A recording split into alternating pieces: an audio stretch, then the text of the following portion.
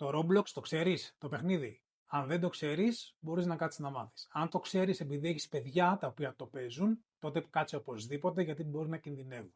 Το Roblox στην ουσία είναι ένα παιχνίδι στο οποίο μπορεί ο κάθε παίκτη να φτιάξει το δικό του παιχνίδι μέσα στο παιχνίδι και να μπουν άλλοι παίκτε από όλο τον κόσμο και να το παίξουν μαζί. Αυτό, όπω είναι φυσιολογικό, έχει προσελκύσει πάρα πολλού παίκτε, οι οποίοι όχι μόνο είναι ανήλικοι, αλλά είναι και κάτω των 13 ετών.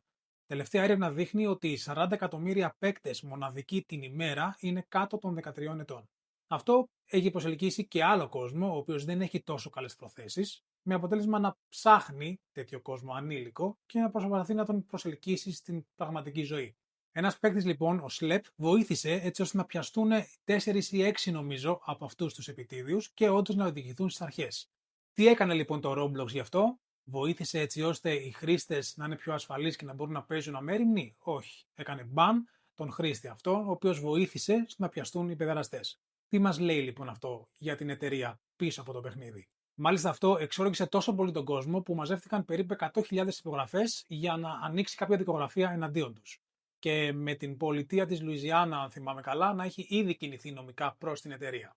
Άρα, ποιο είναι το πρόβλημα? Το πρόβλημα δεν είναι τόσο οι άνθρωποι οι οποίοι μπαίνουν μέσα, οι οποίοι μπορούν να κάνουν ό,τι γουστάρουν, όπως μπορούν να κάνουν ό,τι γουστάρουν οπουδήποτε. Το θέμα είναι τι δικλείδες ασφαλείας έχεις εσύ σαν παιχνίδι και πόσο βοηθάς τον γονέα να προστατεύσει το παιδί το οποίο δεν ξέρει, δεν γνωρίζει και στην τελική δεν θα έπρεπε να ξέρει. Μπαίνει μέσα για να παίξει.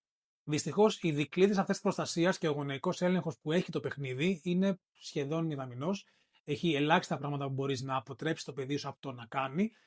Και μερικές φορές χρησιμοποιούνται επίτηδες κάποια πράγματα τα οποία βλέπει το παιδί, όχι ολόκληρα όμως, έτσι ώστε να ζητήσει περισσότερη πρόσβαση από τους γονείς για να βγάλει η εταιρεία πιο πολλά λεφτά.